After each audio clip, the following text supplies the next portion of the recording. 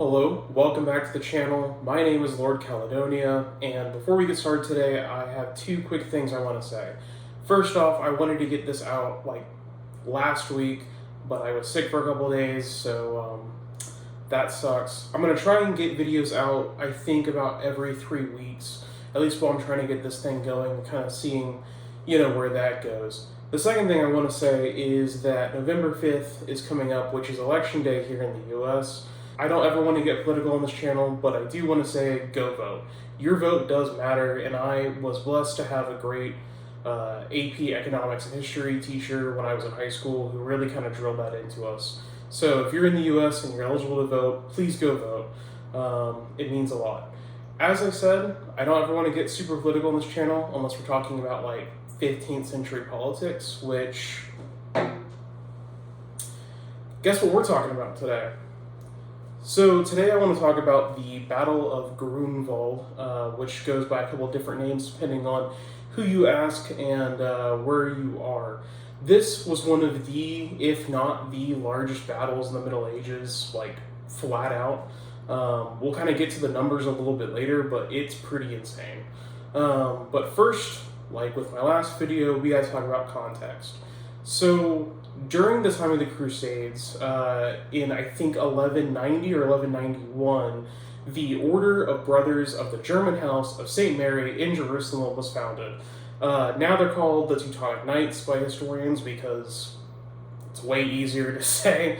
And they're actually still around today. So everything I say in this video, I'm not going to try and take sides, but if I do, it's a joke. In Minecraft, it's not real, it's all a prank. Yeah. So, during the 13th century, the Teutonic Knights started to invade Prussia. Most of Europe at this time was, I'll use the word Catholic, but they probably wouldn't have used that word. There had been already the split between the Orthodox Church and the Catholic Church, but most people probably would have just called themselves Christians. Catholic is kind of something that sort of came a little later on in terms of usage. But there were a few pockets of paganism kind of still existing in Europe, and Prussia was one of these places. And so, being a crusading warrior monk order, the Teutonic Knights invaded Prussia and kind of became a base of power for them. In fact, they started using Prussia as sort of a forward operating base to attack other pagan lands. And one of the pagan lands they liked to attack was Lithuania.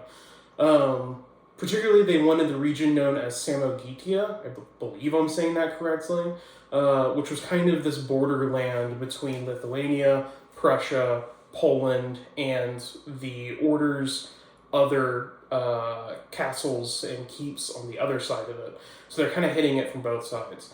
Now, they weren't really able to take Samogitia, but what they were able to do was render it into a lawless wasteland. In terms of modern days, probably think about like, I don't know, Chicago. It's kind of what this place was. And so to stop these crusades coming onto his lands, the Grand Duke of Lithuania, Jogaila, married Queen Jadwiga of Poland. I say queen, that's not technically correct. Her official title was king, but he married her in 1385, and as part of their marriage, he converted to Christianity. So the whole point of this was Poland, much like today, was one of the most devout Catholic nations, basically anywhere. And I think he thought this was a surefire bet to get the Crusaders off of his back. I mean, why wouldn't it be? It didn't work though, but Jogaila became Władysław II Jogaila. He took the Christian name Władysław, and this united Poland and Lithuania, becoming the Polish-Lithuanian Commonwealth. This is kind of the most famous portion of Polish history, I would say. Even if you're not really into Polish history, you've probably heard the term Polish-Lithuanian Commonwealth, and it would last for several hundred years. So he combines the two countries, and most people in Lithuania also convert to Christianity. Probably out of peer pressure. If your king does it, it's kind of cool, in fact, to do it. But there was also other incentives, kind of like when Russia became Christian, there were things that they were kind of getting out of the trade, and they kind of married some pagan beliefs with their new Christian beliefs. This, as I said, was a ploy to get the Teutonic Knights from invading them anymore, but they decided they're going to anyways, and their Grand Master, Konrad Zollner von Rothenstein, got the aid of the Hungarian King Sigismund, and went on the record, like officially, and said that he did not believe that the conversion of Władysław Jagiello was actually, like, honest. He would actually bring this charge up to the papal court, which, I mean, that's like really shooting above your station, but not for him. And he had the ear of the Pope and was kind of able to go up to the top. Real quick, I do want to say that Sigismund I just mentioned is the Sigismund who would later become the Holy Roman Emperor, and is also one of the antagonists to the fantastic game Kingdom Come Deliverance, which the second one's coming out pretty soon. It's kind of weird how history works like that. We'll get to another pretty famous example later on of kind of weird people, not weird people, but people weirdly running around in the same circles as one another. But anyways, so the territory of Samogita was still in dispute, and eventually the Teutonic Knights would get it after the Peace of Racios, I believe is how you say it, in 1404 was signed. Poland also had a few minor claims, particularly in Dobrzyńland and Gdansk, but they were kind of kept from fighting because of this treaty. So they still sort of held on to those ambitions of having those lands, but didn't yet have them. It's also important to mention that trade through this region was incredibly important, which is why both of these factions wanted the land. I mean, not just because in some cases they're literally like it's their homeland, but trade was an incredibly important factor. The Teutonic Order was absolutely massive and required a bunch of money to operate successfully. That's what we call foreshadowing. The order, to sort of maintain their economic lifeline, had the control of the three largest rivers in the area: the Neman, the Vistula, and the Daugava. I'm so sorry, I'm sure I'm butchering all of this. Which are rivers that are famously in Poland and Lithuania. This would all kind of come to a head in May of 1409 when a uprising in Samogitia kind of erupted against the Teutonic Knights. Lithuania, to no one's shock at all, decided they were going to support the rebels, which, you know, are Lithuanian, so they're in the right to do so. And Poland, now being united with Lithuania, obviously threw in its support behind its Commonwealth brother. The Poles actually threatened to invade Prussia if the Teutonic Knights did not back off of Samogitia. And this actually did pay off to an extent. The Teutonic Grandmaster Ulrich von Jungingen kind of backed his Prussian troops out, and then declared war on the Kingdom of Poland and the Grand Duchy of Lithuania on the 6th of August, 1409. So the Order's plan was to fight these two countries. I mean, I say two countries, they're really one country, kind of.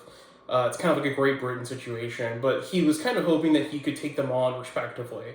Following Julius Caesar's old edict of divide and conquer, when Caesar went into Gaul, he kind of pushed the different Gallic tribes against one another and was able to more effectively win the war that way. So Ulrich decided that the most efficient way of going about this would be to take out Poland first, as it was kind of the it was going to be the harder of the two opponents. So he was thinking, take out the support, kind of keeping the whole house level, and the rest of it should be pretty downhill from there. He marches in and burned the castle at Dobrin, captured Baverniki after a 2-week siege, and conquered what is now Bromberg, as well as sacking several other towns. The Poles almost immediately retook Bromberg, and the Lithuanians at Samogitia also attacked.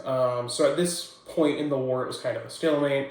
Both were making minor concessions against one another. King Wenceslaus, who was the Holy Roman Emperor and King of Bohemia, My KCD fans out there will kind of know some of the backstory about him. Decided that as Holy Roman Emperor, it was going to be his duty to intervene in the war, and he actually would get a truce on the board. This truce was signed on the 8th of October, 1409, and was going to expire in July of the following year. It wasn't necessarily a peace negotiation as we kind of think of it, but more like an actual armistice. And both sides took this time to get ready to actually start the fighting for realsy this time. Also at this time, both sides would engage in diplomatic maneuvering, trying to sort of badmouth the other side. Wenceslaus, who was never an incredibly moral man, ended up getting a bribe of around 60,000 florins from the order to basically look the other way when things were going to come push to shove. Wenceslaus also declared that Samogitia belonged to the order, and he said that basically Poland was only able to keep Dobrzinland, which, like, he's not supposed to be taking sides in this conflict. But I guess he's very monetarily motivated. The order also paid another 300,000 ducats to King Sigismund of Hungary to kind of get him to continue to back them. Sigismund had some things that he wanted out of Poland and Lithuania, that he kind of saw this as his way to get those once the order inevitably won. Sigismund would also go to the current leader of Lithuania, a man named Vytautas, and try and give him the crown of Poland, to which he was like, no, I won't betray Władysław Wigiełła like that. However, Vytautas did try and get a peace agreement signed with the Livonian Order, which was kind of the other end of Samogitia, and was the anvil to the order, to the Teutonic Order's hammer. So he was kind of able to buy them off. So as the year started to round up, that year being 1409, Władysław II and Vytautas kind of had to come up with a strategy. And they decided they were going to plan a surprise attack on the order. What the plan was is that they were going to join forces with all of their allies and mercenaries, and they were going to cross a river using a pontoon boat. This would be the river Neman that I mentioned earlier, but Ulrich wasn't a dumb guy and kind of knew that they were going to be planning something. And so what he did was he started to put troops kind of all along forts along the river in a hope to sort of foresee any invasion and maybe respond to it. To sort of counteract this panopticon-esque strategy, Władysław and Vytautas would start to do minor raids across the border into the Order's lands. Not enough to necessarily break the signed peace agreement that they had, but enough to kind of jostle up the Teutonic Knights and make them kind of question about where their enemies were going to be coming in from. So before we get to the battle really quick, I want to talk about kind of the composition and the size of the armies involved. Earlier I said it was one of the largest medieval battles, if not the largest, and I absolutely mean that. Rough modern estimates say that the Poles probably had about 39,000 men, and the Teutonic Knights had about 27,000 men. Of all the sources that I could find and have ever read about this, that seems to be the most agreed upon number. Some say a little more, some say a little less, but that's kind of what I'm willing to believe. Now, you may have noticed that there was about a 12,000 men discrepancy between the two, but the Teutonic Knights made that up with just sheer willpower and discipline. They were a much well-funded organization, and being warrior monks, they had incredible discipline. You see stories coming out of the Crusades about all of the different warrior monk groups, the Templars, the Hospitallers, the Teutonics, and the incredible feats that they could do basically just because they were trained to do that. The Teutonic Knights were also equipped with bombards, which are like a really early version of cannons. Gunpowder was starting to make its way into warfare at this point.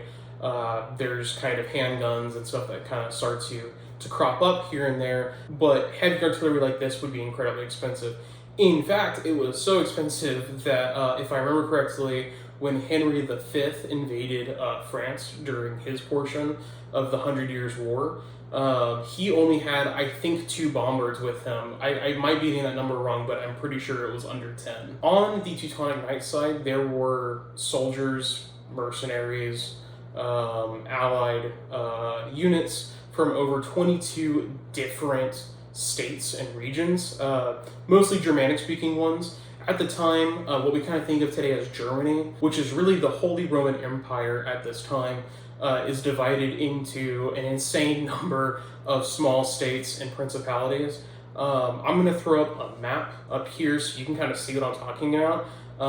But almost all these places spoke a slightly different version of German from one another and were basically autonomous. They were also joined by 2 Hungarian nobles, probably at the behest of King Sigismund, who brought about 200 men, but other than that, Sigismund didn't really contribute, other than the diplomatic backing that we talked about earlier. The Poles and Lithuanians, on their hand, brought in mercenaries from places like Moravia and Bohemia, Bohemia being the modern-day Czech Republic. The Czechs were able to bring in 2 full banners, which is a pretty sizable unit size at this time. Also, just kind of, I said, kind of weird coincidences in history of people running around together.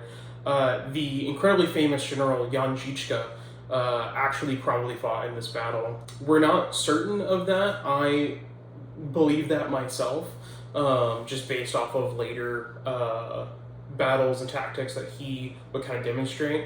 Žižka definitely deserves his own video at some point, but he is one of the few military leaders in history who actually was never defeated.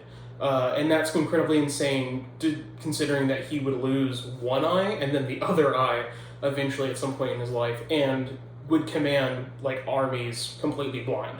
That's just how good he was. He's actually still taught in West Point today. Other troops that would join the Polish-Lithuanian side include, as I said, Bohemians, but you also have people from modern-day Belarus, modern-day Ukraine, as well as Mongols from the Golden Horde. The Golden Horde is kind of this fascinating part of history. It's basically this tribe of Mongolian warriors in what is now Russia and Ukraine and Belarus, and they were not Christian.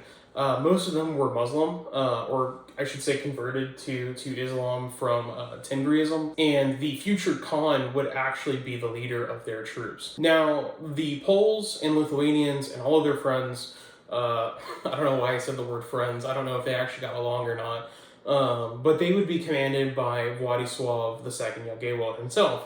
Władysław was not a go fight on the front lines kind of guy, but he was the big picture guy and probably came up with the majority of the strategies and tactics that would be demonstrated at the battle in later campaigns. Tautus would be his second in command and would be directly in charge of the Lithuanian side of the force. And unlike Władysław, he actually would fight in the battle. The person who would actually lead the sort of hand-to-hand fighting for the Polish side is actually disputed.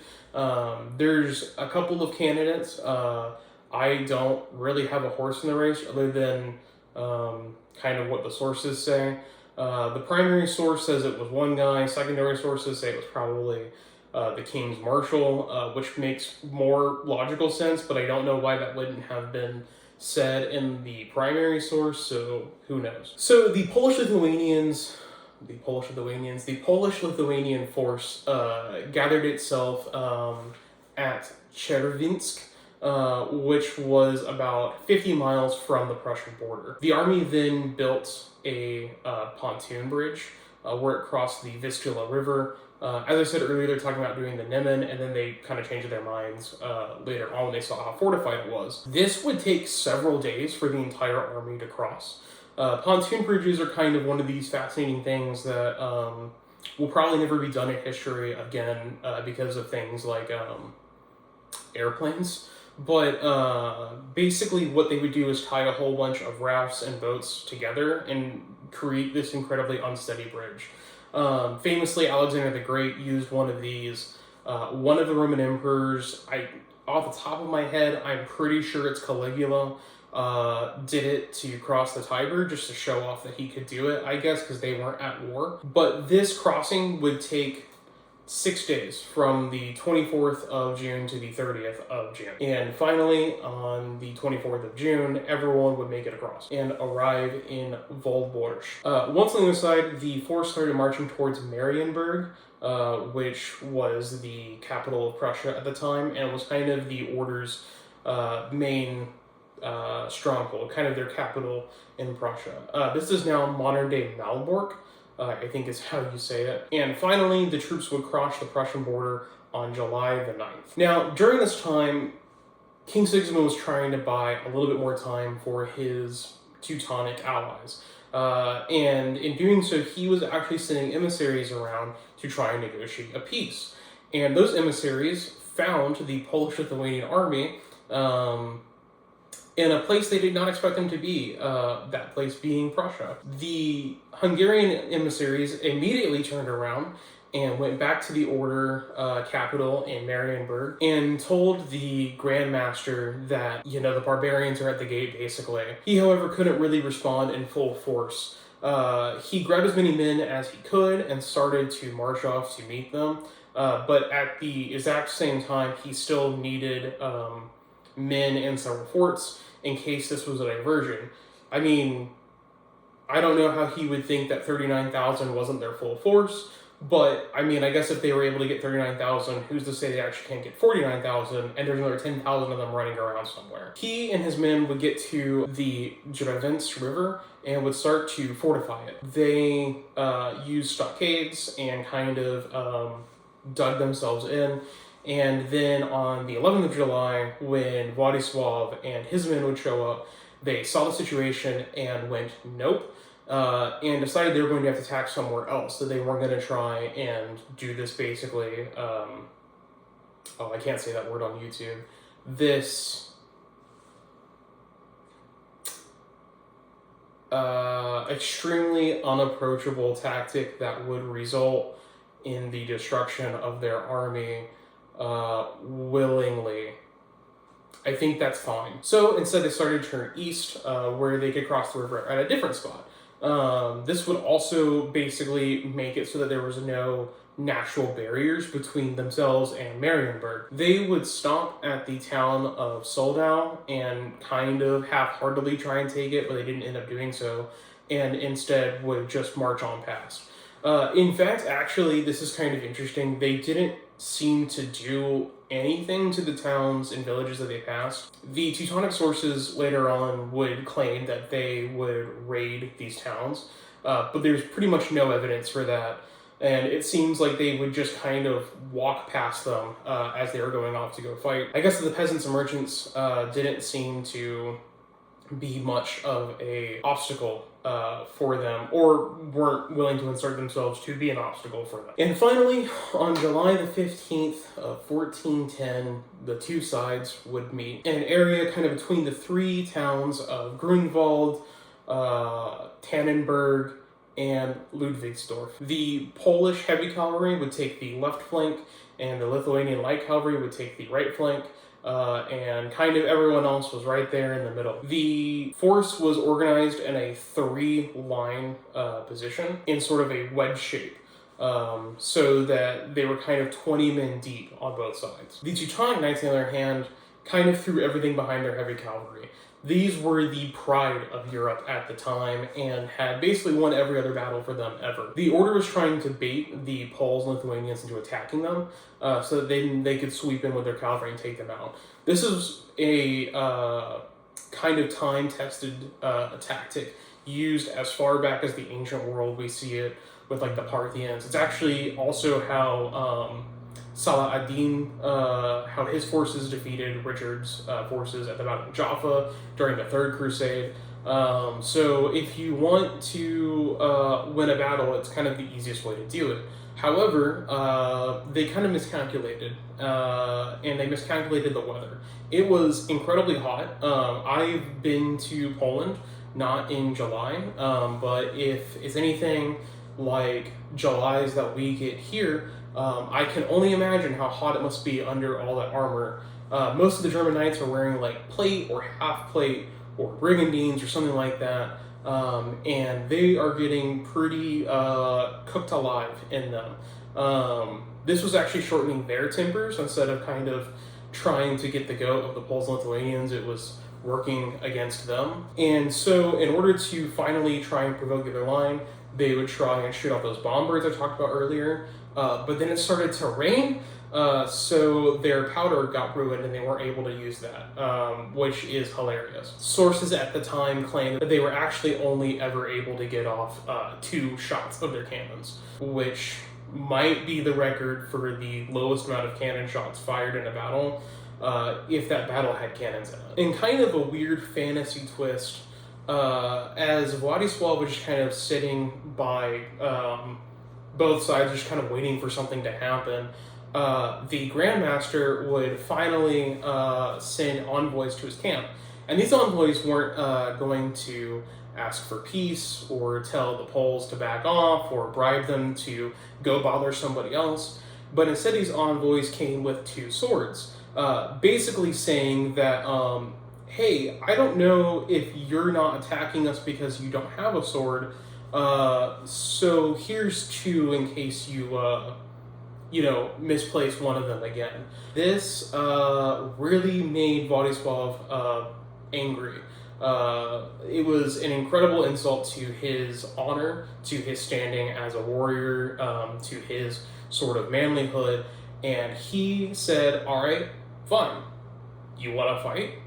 We'll give you a fight. The order went down to Vytautas to start an assault on the left flank of the Teutonic Knights. They fought there for about an hour before they had to eventually retreat. Sources debate whether this was a real retreat or what's called a feigned retreat. A feigned retreat, if you haven't played like a lot of Total War or like Mount and Blade Bannerlord or something like that, is when you pull back some of your troops to get the enemy to break their lines, to kind of chase them, and then you turn back around and start fighting again. This was a tactic that was beloved by the Mongols, including those of the Golden Horde, and some people say this is what the Lithuanians were doing. I don't believe that though, because they all started to retreat instead of like in a feigned retreat. Maybe at most like a third of your men start to retreat, start to pull back from the front lines. And also usually when it's a feigned retreat, you kind of jump back in immediately once the enemy has kind of broken their lines, and you can kind of weasel your way in there a little bit. And they actually wouldn't come back to the fight for a couple of hours. So it's probably a real retreat that they ended up kind of turning back around and coming back to fight, which I'm not judging, no harm, no foul. I've never been in combat for an hour or any time at all, so I am not shaming them literally at all. However, this does mean that the propaganda machines kind of were able to take this and run away with it. Some sources and scholars say that because of this, the battle was basically single-handedly fought by the Poles, which isn't true, because their other mercenaries and allies didn't leave. It's kind of like when people say that Thermopylae was just won by the Spartans, or it wasn't won, they lost it famously, but it was only fought between the Persians and the Spartans, and that's not including like the Boeotians that showed up to help the Spartans and were there almost the whole time with like 1,000 men, or any of the Persian allies that showed up as well. The argument that this was a feigned retreat is that later sources say that it kind of became a running bit of advice between Teutonic Knight Grandmasters, as they would kind of, be on their deathbed and telling the next guy like, hey, you're gonna take over for me, or maybe even kind of training them to that position beforehand. They would always tell them, look out for feigned retreats. The Teutonic Knights did fight the Golden Horde at other opportunities, so maybe that's what they're talking about, but a lot of scholars say that tradition only started after this battle, so who's to say? I wasn't there, surprisingly. So while all that is going on the other flank and in the middle, the Poles and their allies are attacking the Teutonic Knights in full force. The Teutons had rushed at Teutons, that's the name of the barbarian group. The Teutonic Knights rush at the Polish flank, kind of meaning to sort of break them, thinking that if they took out the Lithuanians, they take out the Poles, then all the mercenaries should just leave because no one can pay them, right? During this fighting, the Teutonic Knights would actually end up stealing the royal banner of Krakow, which was the capital of Poland at the time. However, the Poles ended up getting it back. The Poles would end up sending in their reserves at this point, and the Grand Master would respond by getting involved himself in the battle with his immediate retinue. The fighting actually got so intense and got so near the Polish tents that reportedly a knight charged King Władysław to try and murder him in the middle of this melee. And he was actually stopped by Władysław's secretary, a man by the name of Zbigniew Olesznicki, who would later on get rewarded for kind of standing between the king and his would-be murderers. And his family ended up becoming one of the most influential families in Poland. At this time, this had been going on for several hours, the Lithuanians finally turned around. And in doing so, they found themselves at the rear of the Teutonic Knights' forces and rushed in to try and end this thing, basically. Coming at them from both sides, the Teutons were quickly surrounded, and they were in essentially a massacre. The Grand Master himself would die, being stabbed through the neck with a lance, although who did this is kind of also up for dispute. Trapped between these two forces, the Teutonic Knights would try and retreat, and they would actually not do an incredibly good job of it. They attempted to kind of go back to their camp. However, the people at their camp followers, which is kind of a group of servants, usually also, oh god, how can I say this on YouTube? People of the night, I think that works, and merchants and stuff like that, turned against them. I think that kind of tells you how popular of a crew they were, and the camp followers would actually join the manhunt on the Polish-Lithuanian side, hunting down their former masters, employers, and seemingly comrades. The Knights would attempt to construct a wagon fort when they were finally caught up to. This is sort of a structure where you would get wagons and create a circle with them. The aforementioned Jan Žižka would actually sort of perfect this by using long pole arms and flails and guns and crossbows and kind of create this sort of fortress of death. However, the wagon fort idea did not pan out for them, and according to sources, more Teutonic Knights would actually die there in their camp in the wagon fort formation than had previously died on the actual battlefield. And with that, the Battle of Grunwald finally came to an end, lasting for roughly 10 hours. The Teutonic Knights, keeping up their reputation of being absolutely just the worst, decided that the reason they lost the battle was because they were betrayed. Some of their men, some of their commanders, had decided not to show up to the battle, and one of them, a man by the name of Nicholas von Renis, was actually beheaded without a trial. They believed he was that guilty and that responsible. According to the Teutonic Knights and their sources, he had actually at the beginning of the battle lowered his banner. I say he didn't participate, and this is why they say that. He lowered his banner, which they said was a sign of surrender.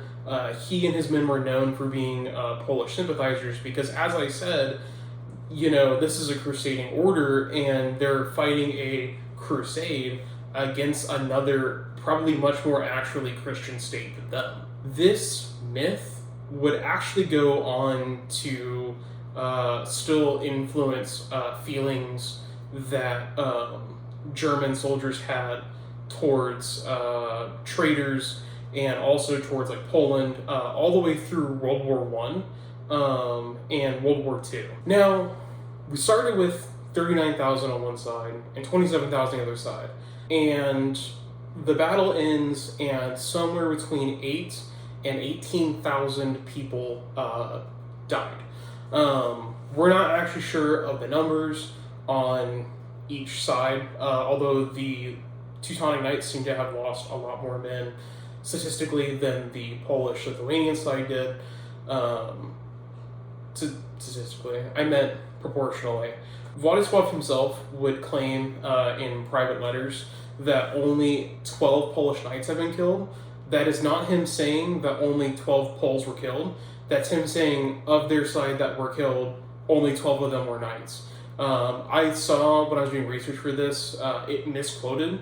I think someone who didn't know what they're talking about, I found online saying that only 12 people had died, which is like not true at all. I don't know how you kind of come up with that sort of number. According to the Teutonic Knights, roughly half the Lithuanians who fought in the battle were killed. However, the way this is worded makes some people think that maybe they're talking about in the entire campaign, half the Lithuanians were killed. Because it doesn't stop there. The Poles and Lithuanians decided that they were going to continue to march towards Marienburg to try and take that. Real quick though, on the Teutonic side, according to the Teutonic Knights, only about 1,400 of their men actually came back from the battle to get their pay that they were due for it. Again, that's not saying that like of the 27,000, only 1,400 survived. That's not saying that 1,400 had the idea of actually going back to get this pay. I'm sure most of them decided to just go off, start a new life, not even worry about it anymore. Famously though, almost the entire leadership of the order was killed at this battle, and they were kind of starting over from scratch. 3 of these were actually executed by Vytautas after the battle had finished, and their bodies were sent back to Marienburg on the 19th of July. Most of the mercenaries that the Poles took captive, they just kind of let go and told them to head back to Krakow, because now you were fighting for their side. And a lot of them ended up making their way that way to, enlist, because what are you going to do, go back to the Teutonic Knights? No, they just lost the battle.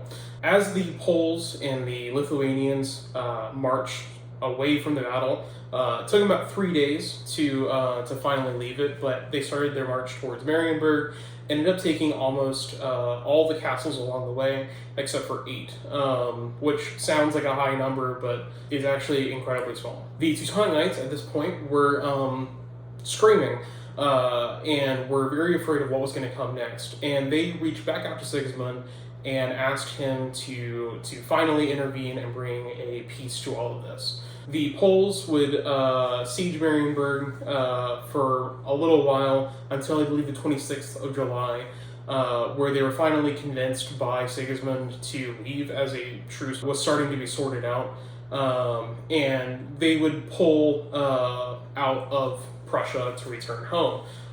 They did leave some men behind in those castles I talked about, and the Teutonic Knights ended up taking those back, leaving only about 4 castles in the hands of the Poles. Władysław, however, got home, heard that the Teutonic Knights had just attacked them, and started recruiting again and turned right back around.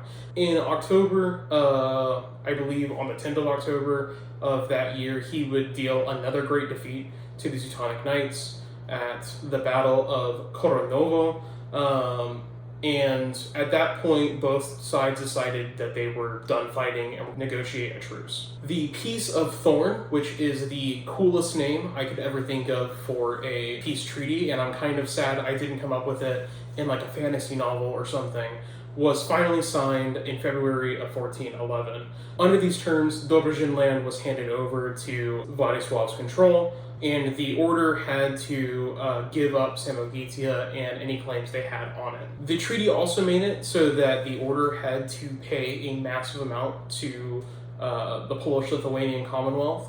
Every year they had to make 4 payments of silver, and in my research for this I read that each of these payments, I believe, was actually more than the King of England made in a year.